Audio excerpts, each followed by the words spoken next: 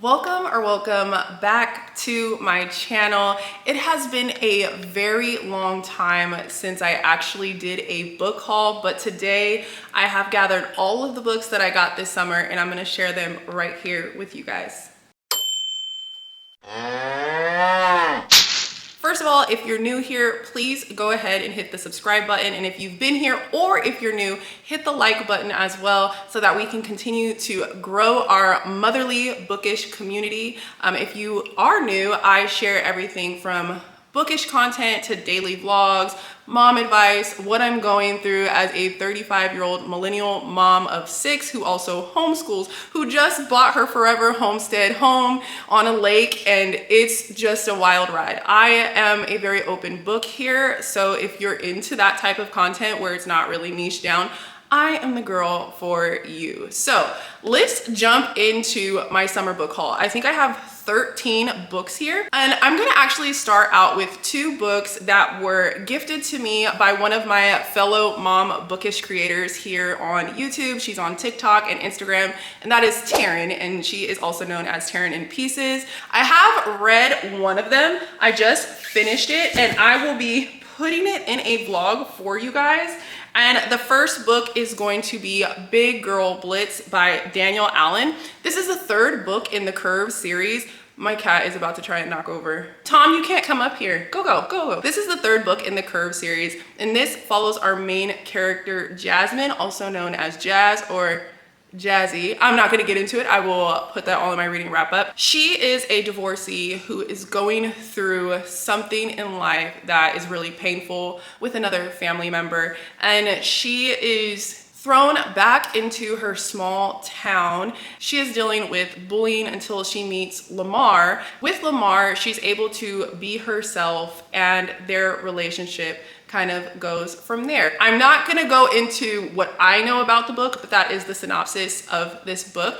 And just to give you guys a little kind of like preface, I think this is perfect for the transition from summer to fall due to the football, and there is like a summer bucket list in here, so you kind of go through the seasons that way. So if you're looking for something for the transition, I think this will be perfect for you. After Big Girl Blitz, my girl also sent me Score by Kennedy Ryan.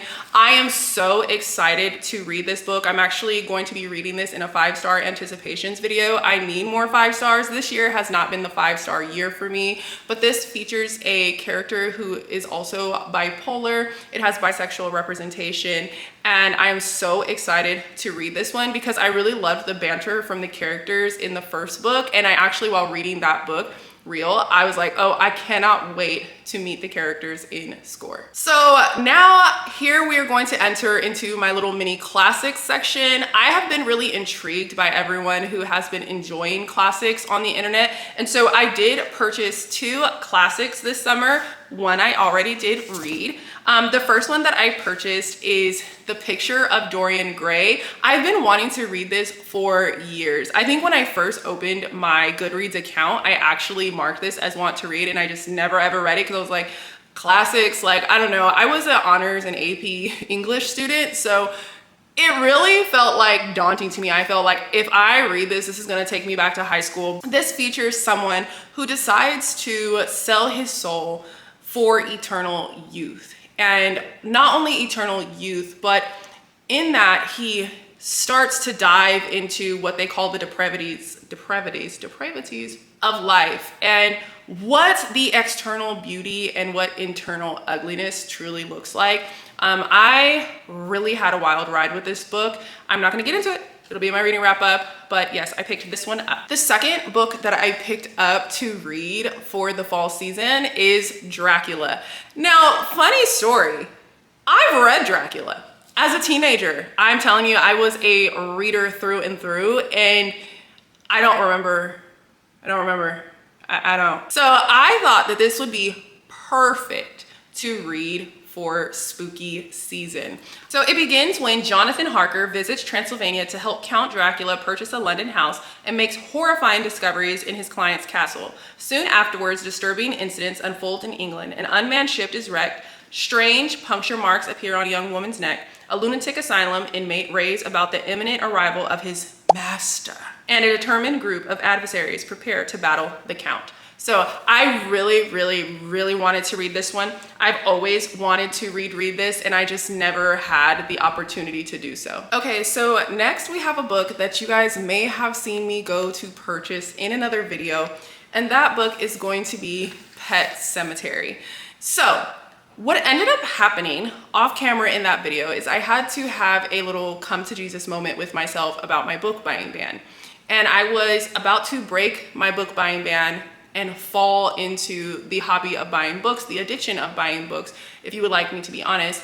And I had to give myself a little chat, and actually I went to the register and I had to put the book down because I was about to let myself down on the commitment that I had made to myself. So here we have Pet Sematary. I actually went and bought it recently for a video coming up, and I am so excited to read this video. If you have seen the movie, you know that the concept of this story is absolutely terrifying.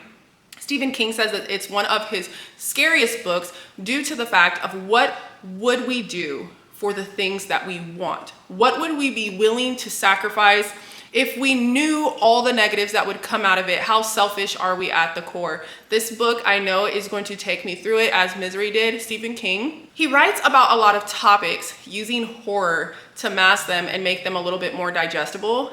He has spoken about the fact that Misery is a lot about his addiction and where he was, and how the spiral and what it does and how it pulls you back in. If you read that book, you listen to that book, you will understand exactly what I'm talking about. So we have Pet Sematary here. Also, I plan on getting quite a few more Stephen King books. I really love these vintage editions. They're so gorgeous, and I really want to read more of him more frequently. So we will be seeing a lot more of him. Next, we purchased Dolly All the Time. You guys know that Annabelle Monaghan is one of my summer girlies. I love her. I really haven't had like bad experiences with her. There's only one book that I really did not enjoy that much. Everything else for me is like pure summer. This one is a little bit thicker than her other ones. This book is almost 400 pages, and none of the other ones are even 300 pages, which I loved. That made them very like poolside, beachside reads. It's like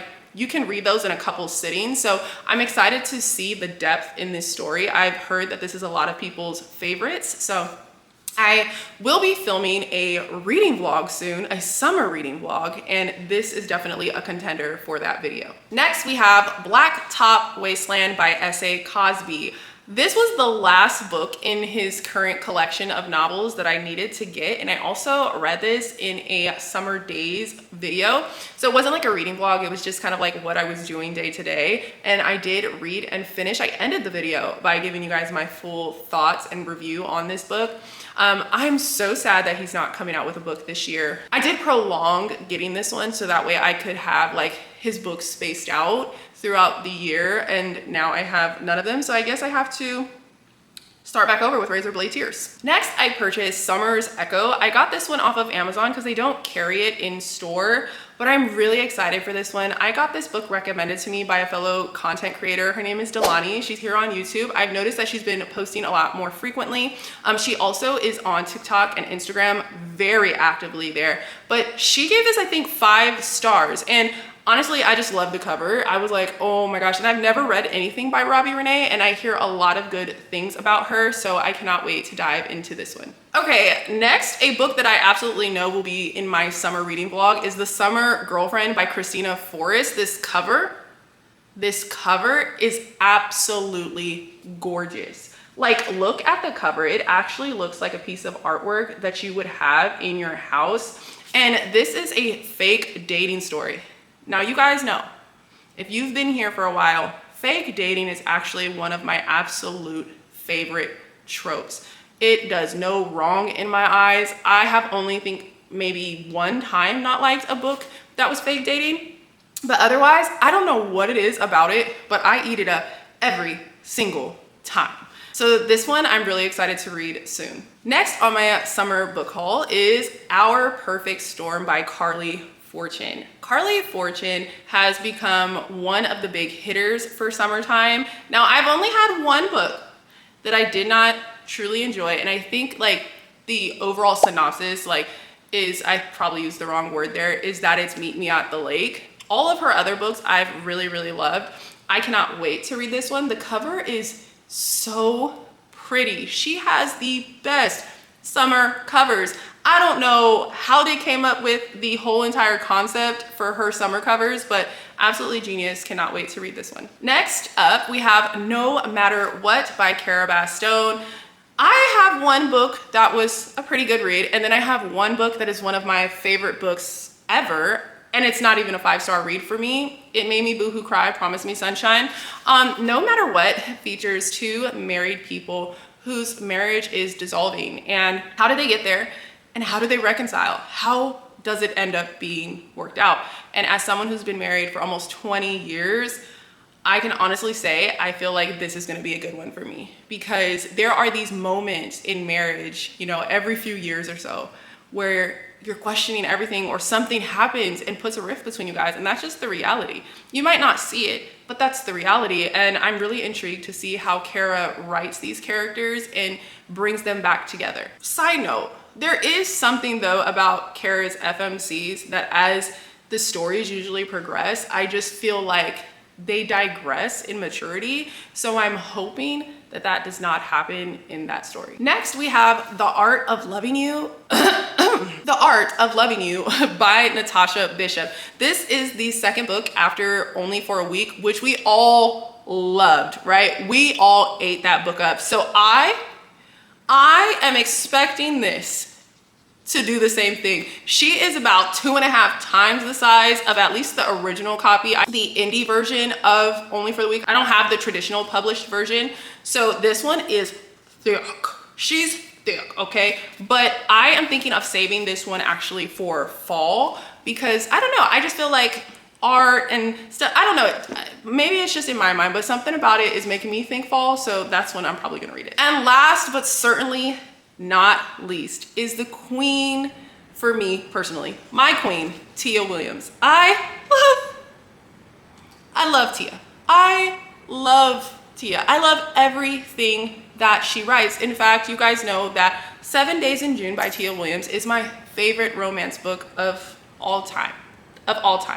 And I am so excited to finally read The Missed Connection. This features a FMC who literally goes on a plane, sits next to someone who she thinks is the love of her life, asks for a little bit of help, and accidentally sends the email to the masses. Tom, here he goes, putting himself in timeout again. No. Hi. Oh, you're not gonna hide? Hey. But anyways, so she ends up accidentally sending that email out to the masses, and then a manhunt ensues. And that is the premise of the book. Now, I am expecting 2000s rom-com gold from Tia Williams, like every single time. There are these one-liners that she always puts in her books that literally will have you cackling, okay? At least I do. I don't know about you guys, but I feel like she is really giving us 2000s rom-coms every single time that she puts a book out. Like, I felt that exact same way with Audrey and Bash, because I read that last summer and I did a California reading vlog when I went there in May, and I felt the exact same way about that. I felt the exact same way about The Perfect Find, the exact same way about 7 Days in June. In fact, the intro to 7 Days in June, you're like, girl, in the very beginning. So I cannot wait to read this. Well, you guys, that is everything that I've purchased this summer. I am really happy to truly be back kind of like in my element. And like, to be honest with you guys, I have been suffering from one of the biggest reading slumps of my life. All of the pressures of fixing the other house and moving and all of the things that went wrong with that, and purchasing this house and everything we've discovered with that, leaving my book community, not buying books. I have just been in a slump, and I feel like I'm slowly climbing out of that. I've actually finished quite a few books, and I had went so long without being able to finish a book, and I'm so ready to be back in my element, get back to what it is that I love, learn even some new hobbies, and just really sit and talk and connect with you guys. I am so thankful and appreciative for everyone who has stuck by me while I just really wasn't in a bookish mood.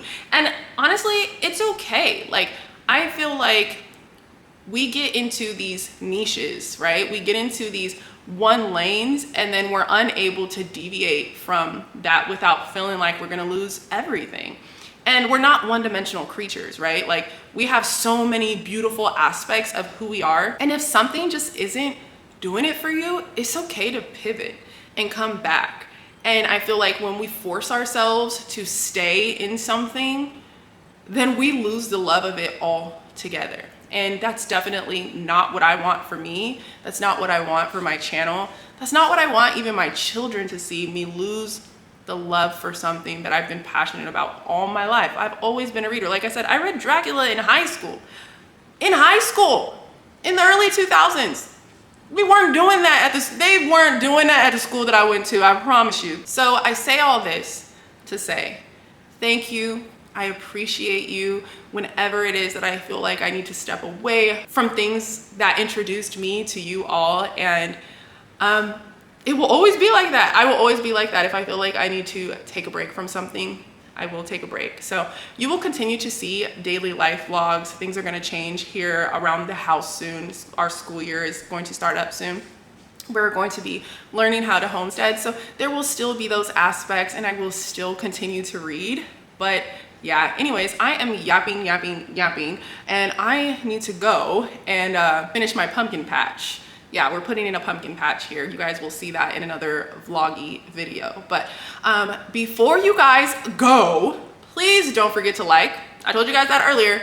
Don't forget to subscribe. Please subscribe to the video, to the channel. Like the video, subscribe to the channel. And until I see you guys next time, happy reading.